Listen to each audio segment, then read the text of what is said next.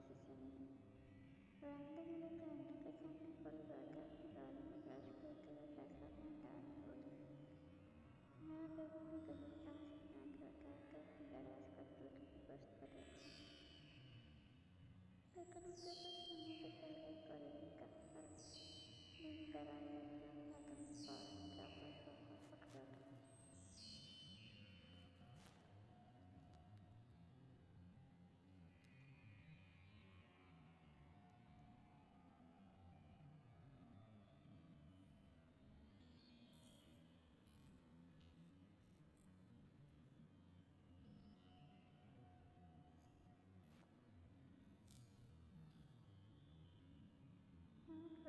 से पढ़ा जाती थी, लेकिन ना वैसे रोटी नाना ने तो मेरा संतोष आकर देखा, ये रोटी तुम पर पीछे रखती उसने भी नाव के नक्शे बदन पर उतर रहे हैं।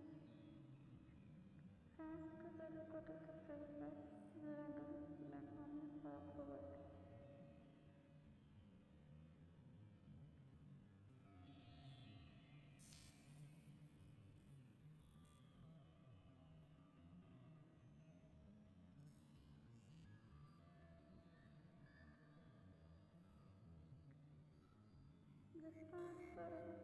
जिस पान की व्यक्ति कराना पसंद नहीं हुआ, डॉक्टर मिलना इसमें नहीं। उन्होंने बोला खामोश नजर से उनसे इंतजार किया,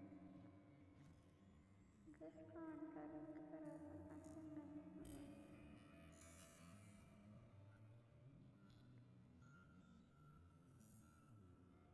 उनका तनख्वाह और आकर बोला, हाँ मेरी कन्या, सबको कॉल से कुछ दिया जो काम तुम्हारी माँ के लिए ठीक है, वो तुम्हारे लिए बदलने को गलत होने लगा।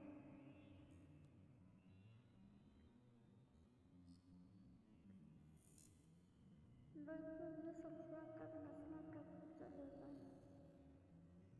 डैडी ने दिल के साथ बोले फौरन,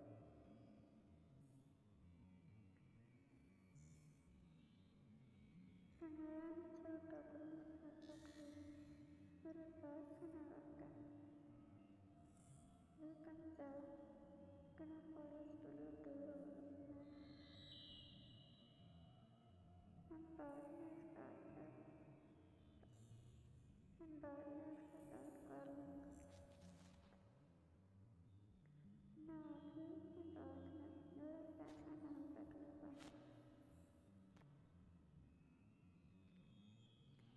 मुझे सिर्फ आकाश से शादी करनी है।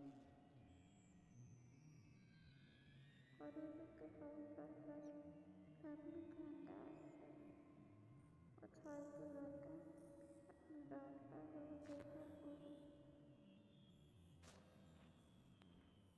मैंने तुम्हारी शाला खाला को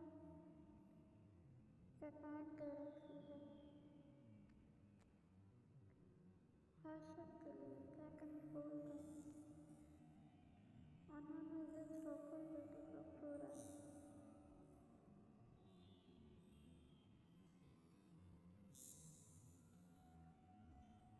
हाँ बिल्कुल वैसे ही जैसे मैंने अपने मुकर्रम के लिए जुलेखा को जबान दे रखी थी, और बीच में तुम कूद पड़ी।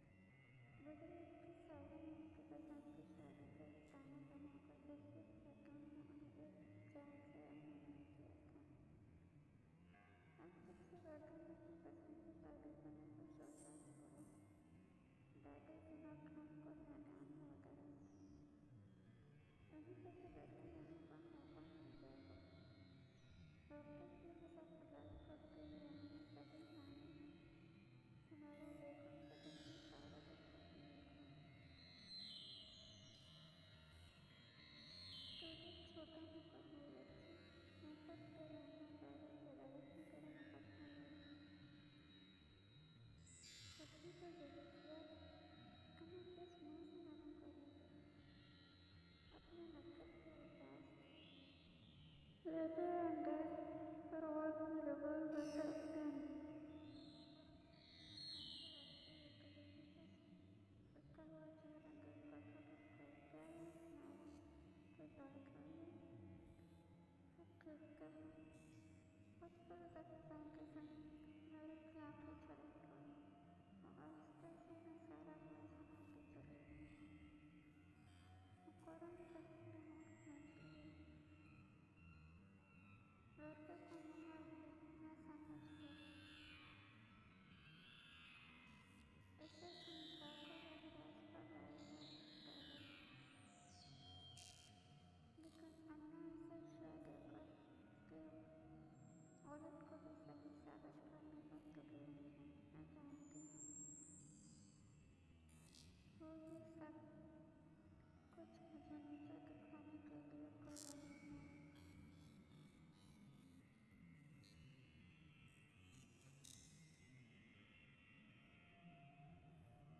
लेकिन लड़का की फीकी आवाज घुट कर रही थी तुम परेशान मत हो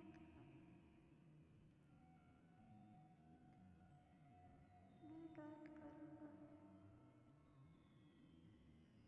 अन्ना से मुकरम निगाह चढ़ा कर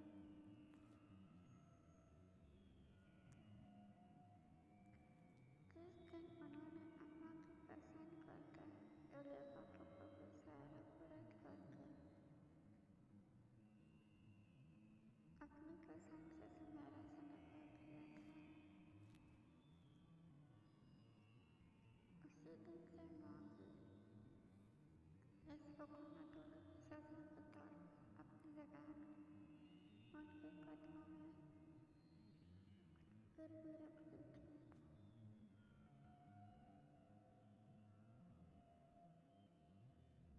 सुनहरा लेकिन तो करीबी नजदीक तक जरूर सामने लेने जाना था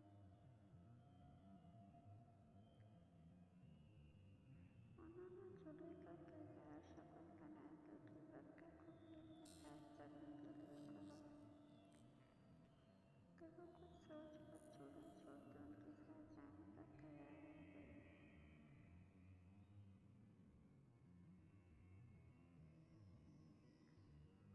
फरहाद अपने घर वालों को रिश्ते के जरिए भेजना चाह रहा था लड़का भी यही चाहती थी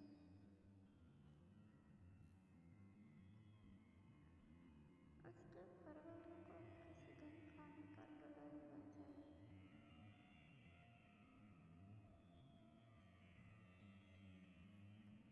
उसे लगा माँ शायद दादी की मौजूदगी की वजह से उस मौजूद पर खुलकर बात करते हुए घबराती हैं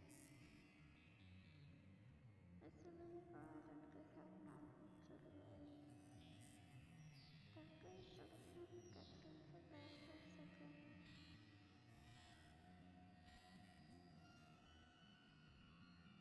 खरीदारी के दौरान वो माँ को भी रात भर उसके लिए खड़ी होती रही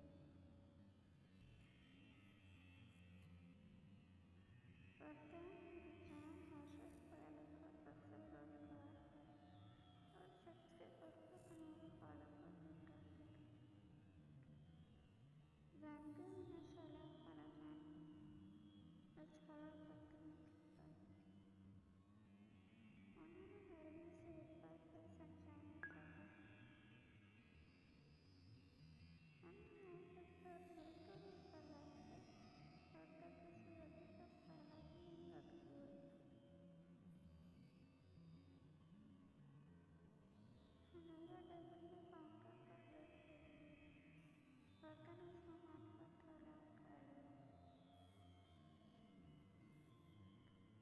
लोहा मसलते हुए अलमीरा में आगे सूर्य पर अपने रख गई कि जैनब ने दूसरे बड़ों के सामने आई सुनहरा बेगम बदक कर पीछे हटी जबकि मोटरसाइकिल सवार को देखकर लड़का पंचला कर उठा आए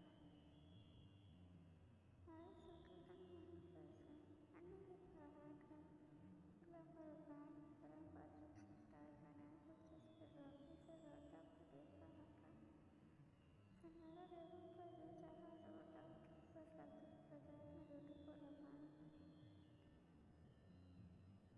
उसको मैंने बहुत मुस्तैदी और मजबूती से रोका। मेरा कान पास से गुजरते हुए रिक्शे को रोका। मैंने कान से चलाया। अन्य आंखों पर हाथ रसा लगा।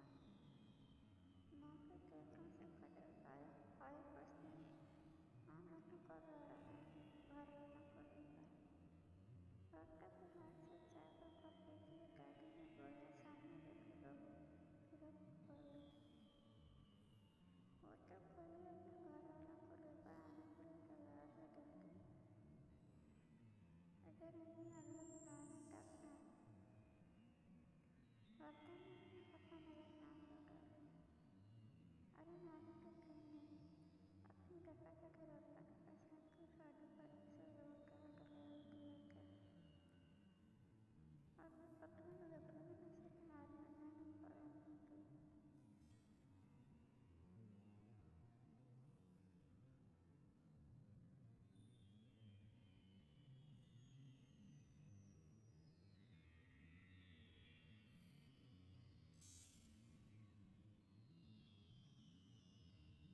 अपने मेरे सीधे से जिंदगी को खिला क्या होता था।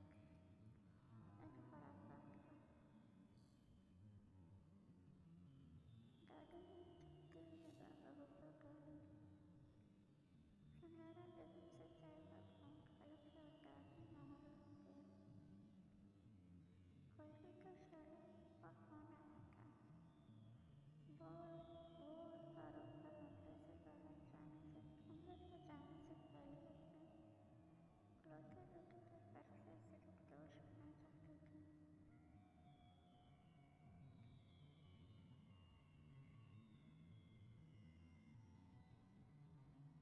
दोनों बहनों ने वादा कर महीनों के बाद शादी की बेघरे में दारू करने का इत्तेफाक किया था। सुनहरा ने मुझे चूसने से चाय खाने पर बुला लिया। मुझे सारे गले पौने करते हुए जब मेरे हाथों की मौजूदगी में हुई थी। अब उन्होंने गहरी सांस अपने अंदर उतारी। रोका वहीं से उठकर बैठ गई। नवाज की नमाज के बाद सभी खातून अपने मामूल की तस्वीरें में मसरूफ थीं। जब सुनहरा नमाज के सामने खड़े होकर और उनकी दोनों आंखें बड़ी दुल्हनियों को देख रही, मैं जान गई नाजुक चंद प्रभु बहनों और नाजुक माँ को होता है। मेरी वजह से कोई अरमान पूरा नहीं हो सका। मुझे इसका बहुत अफसोस है। घर और के सामने रखा तस्वीर पर इस पर रखा था। मैंने एक ऑप्शन के तौर पर नौकरों को रिश्ता उनके सामने रख दिया। मैं जानती थी अभी सिस्टर राजी नहीं है।